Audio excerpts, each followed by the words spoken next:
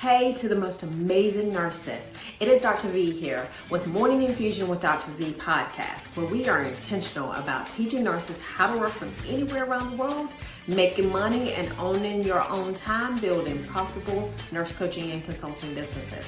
You will hear from amazing guests that have grown their companies and want to share insight into how you can do the same to change the face of healthcare as we know it.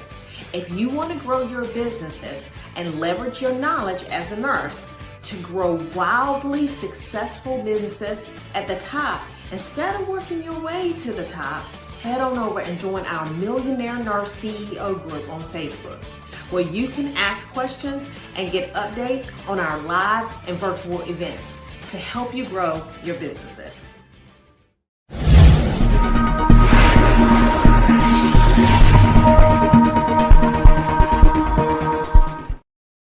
Good morning, everyone. And so I wanted to come on this morning and kind of chat about the 5 most costly mistakes that nurses make whenever they're going into business. I wish someone had just sat me down and told me about this, but however, here we are today so that I can help you. Now, the number one mistake is that sometimes when nurses go into business, they don't treat their business like a real business, right? They kind of treat it like a side hustle. And so they don't set certain hours, and you have to set, this is the deal. You want to set certain hours that you are working. Now, at the beginning, you may be working a little bit more than what you normally would work, right? But you still want to set the hour. So basically what we do kind of now is that, without a shadow of a doubt, typically we take off Sundays, right? But we're still building a global brand. And so because of that, we still had those times when we are working, right? And it's okay because, whenever you have an online business, and this is the good thing and the bad thing about building an online business, is that number one, an online business never closes the doors. That's a good thing. Now, it's also a bad thing because, people can contact you at any point in time that they can. And so you have to set those boundaries. I remember someone saying to me that they got mad because someone contacted them at 5 o'clock in the morning. I said, well, did you set the boundary that they couldn't contact you at 5 o'clock in the morning? Right? You have to set the boundary. Like my clients will contact me after 9 o'clock. And I tell them, I'm not going to probably talk to you after 9 o'clock, but I will send you back a text message at 4 a.m. And I pre-warned them about that, okay? Because that's what time we get up in the morning. And so they are okay with it. Now, normally, if you're not a client of ours, we won't do that. However, we pre-warn them. We put your phone on silent. And then once you wake up, then you can get the message, right? And you want to take the steps to build your business and build your business right. Now, this is number two is skipping the foundation of the business. Now, that is huge. And let me tell you the reason why. Nurses, this is huge for nurses because nurses, you have a professional license, right? And so you want to make sure that you're building your foundation. So in certain states, you start your business as an LLC or a PLLC. It just depends on which state that you're in. PLLC, this is limited liability corporation. Of course, you can go to S Corp and C Corp and all of that. But at the beginning, it's usually an LLC, right? And a PLLC, you have to check with your state board of nursing because your state board of nursing is the one who determines, right, whether you have to have a PLLC or an LLC. Now, a PLLC, all that means is professional limited liability company. Now, if you are a lawyer, if you are a physician, or if you're a nurse, then in those states, you have to have a PLLC if you are starting a healthcare company. And so you just check with your state board of nursing to determine whether you have to do that or not. Then once you get your structure form, you go to the Secretary of State, all right, to get your structure form.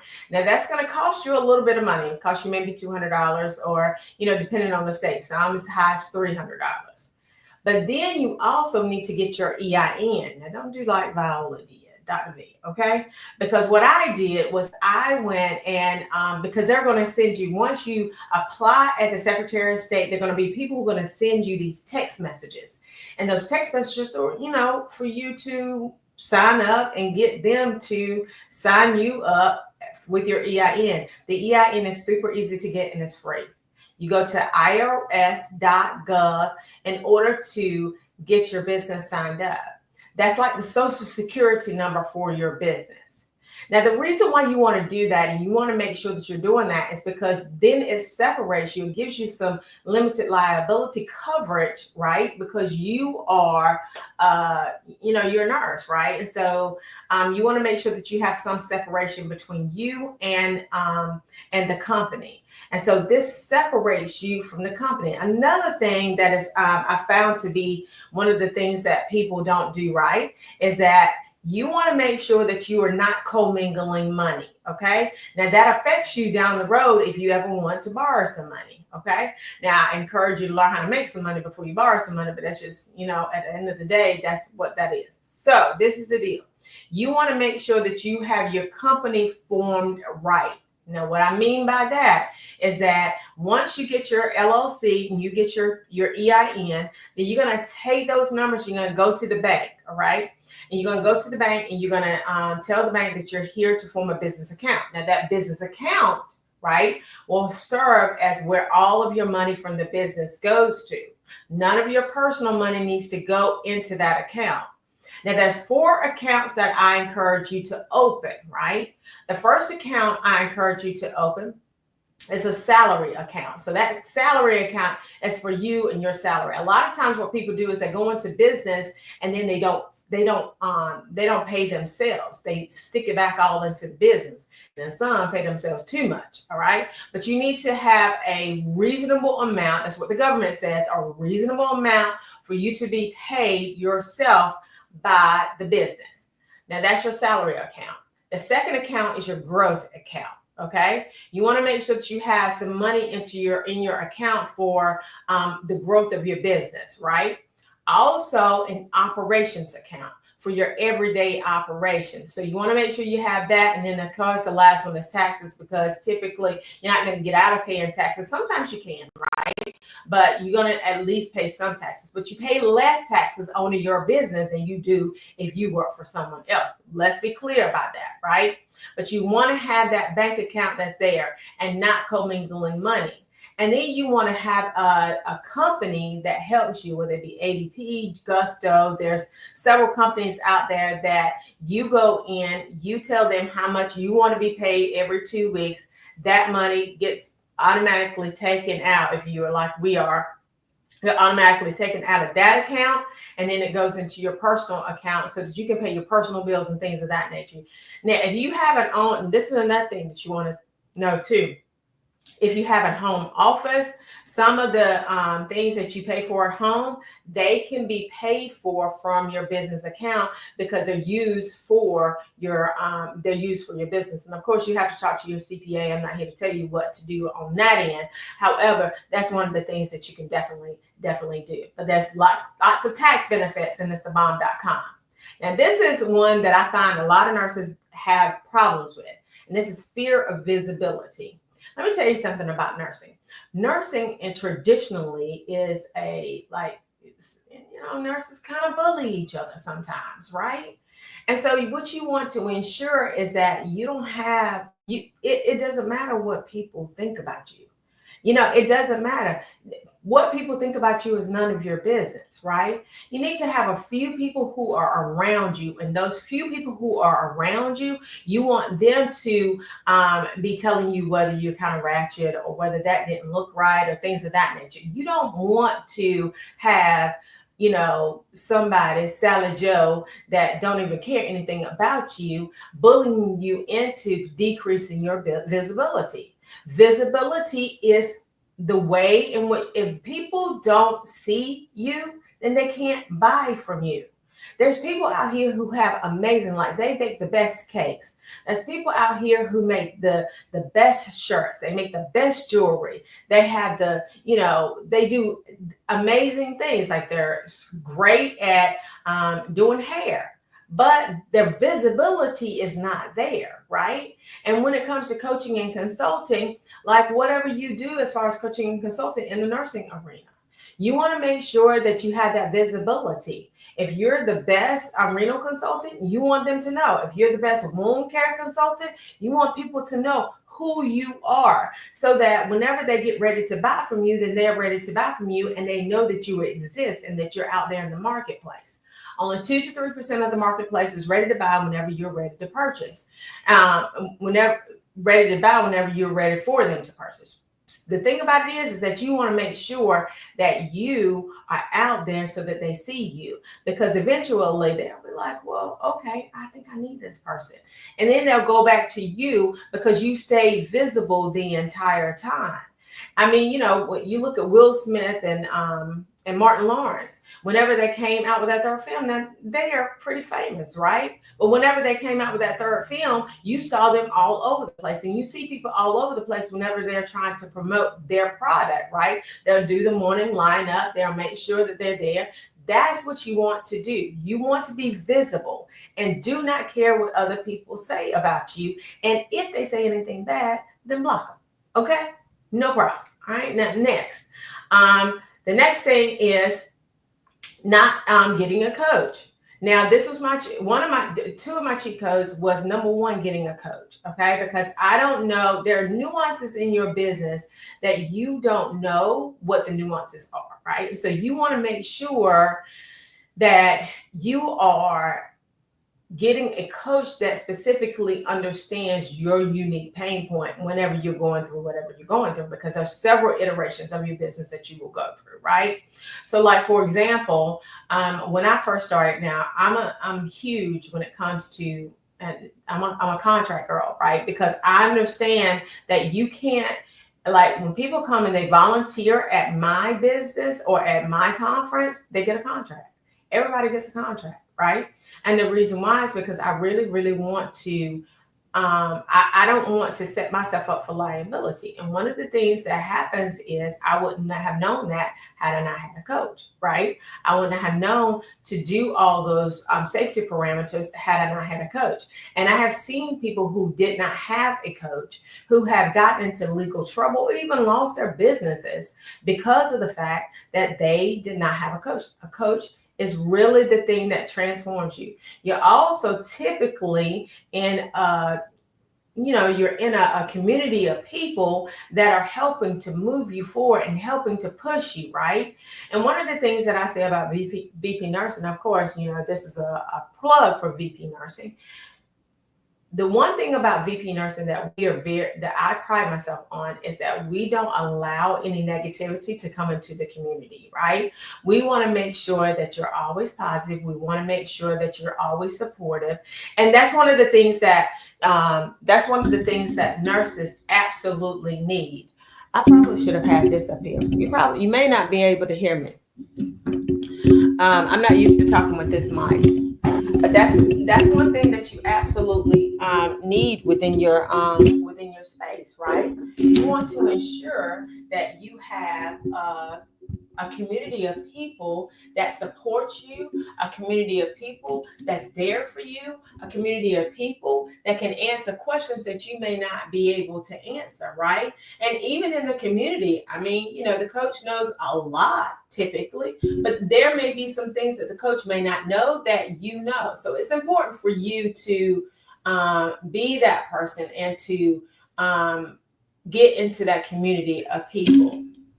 And then, of course, listen. I want you to listen to me, and I want you to listen to me clearly. All right, I'm going to speak into the microphone. When you are in business, it is about sales. Sales are important. And one of the things I think that we avoid as nurses, because was my mindset when I first came into the business, is that I was like, well, I don't want to sell. I didn't have to sell. People came into the emergency department. I didn't have to sell them on coming to the emergency department. But the reality is that you want to ensure that you are selling to your clients. And we do sell all the time, right? So we sell for sure. Viola, okay? Used to sell taking medications to patients, or used to sell, having them when it came to having procedures, because I believe that the procedure was something that they needed, right? Or I believe that the medication was something that they needed.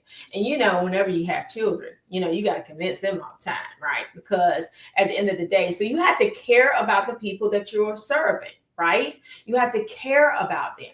So you want to have a sales strategy. However you get your clients in, you want to make sure that your clients are coming to you on autopilot. And if you don't have a sales strategy, then it doesn't work. Now, what that involves is, number one, having a niche. You want to have a niche of people that you're serving. People will be like, well, I'm serving everybody. No, you're not. If you're serving everybody, you're serving no one. You need to have one person that you're serving, one problem that you're solving until you get to $1 million. That's what you want to do, right? You want to make sure that you're doing that so that you can move the needle forward. Have the sales strategy. Also understand sales. Don't get and have a resilience to no, because people are going to tell you no sometimes, and it's okay. That means that they're not betting on themselves. It does not mean that your product is not good enough unless it's not good enough, okay? But however, what you want to make sure of is that you're developing a product that's really, really good so that they don't have a problem in saying yes to your product. But the reality is that when you are selling, okay, when you sell the first time, one of the things that you have to understand is the law of numbers, right? When you understand the law of numbers, so, 1 out of 10 sales is what you'll get. 1 out of 10. So you'll have 9 people will tell you no, and then you'll have 1 that will tell you yes. So that's how you have to understand it. That's how you have to move forward. And it's okay, because you'll get 3 no's and you'll be like, this ain't for me. Lord, this is not what you designed for me. No, it's just that you don't have enough reps. Like, you don't have enough people that you have gotten in front of. Like, you want to make sure that you're getting in front of as many people as you can. Because at the end of the day, one of the things that you need to understand is that you are amazing. And in order for you to build the company and build it big, you have to be able to understand what the numbers mean. Also, you want to make sure that you are tracking your data. Tracking data is huge. We run ads. So we run cost per lead. We run how many applications that we're getting. We run we do all of that in order to understand where our numbers are coming from. Like, you want to track all that data. It's huge, because then when you look back over the data, then you can understand what went right, what went wrong, how you can move forward. But if you don't have any data, then you don't know how to move forward. It's just like whenever you're in the hospital. Now, those of you who are in management, then you understand it. And especially in the emergency department, I used to understand it all the time, because, we had all these times, like we had door to doc, door to triage, door to admission, right? All these times, those are measures. And we measure those measures because then that determines, like without being seen, that determines whether we are doing good or not. It also is subjective to whether our patients are taken care of right. So this correlates to what the things that you take care of, and the things that you do while you're in healthcare. Those are the things that you want to take from healthcare, and you want to do those same things in your business, because it works in healthcare with evidence-based practice, right? You want to make sure that you're understanding evidence-based practice, and it's evidence-based practice based off of your business. And it's important that you collect all those numbers, but you want to strategically collect the numbers and go back over them to see what went right, what went wrong, and how you can further advance your business. And think big. Because a lot of people are like, well, if I get $20,000 a month, I'm okay. No. You want $1 million to be the floor, and $1 million being the floor is $83,333 a month. Okay. And so you want that to be the floor of your business. You want to make sure that you're moving the needle forward each day. And that's just the beginning, right? Because you want to move move the needle forward in a way so that you can affect more people. And it essentially affects you. Building your team along with that. You can probably get to 6 figures, you yourself in AI, right? But you probably won't get to 7 figures with you yourself in AI. You want to build a team, and you want to build a culture within your team that's a great culture. Listen, you can't come over here and start acting foolish, right? There's no lack of integrity. You have to ensure that you are doing what's right.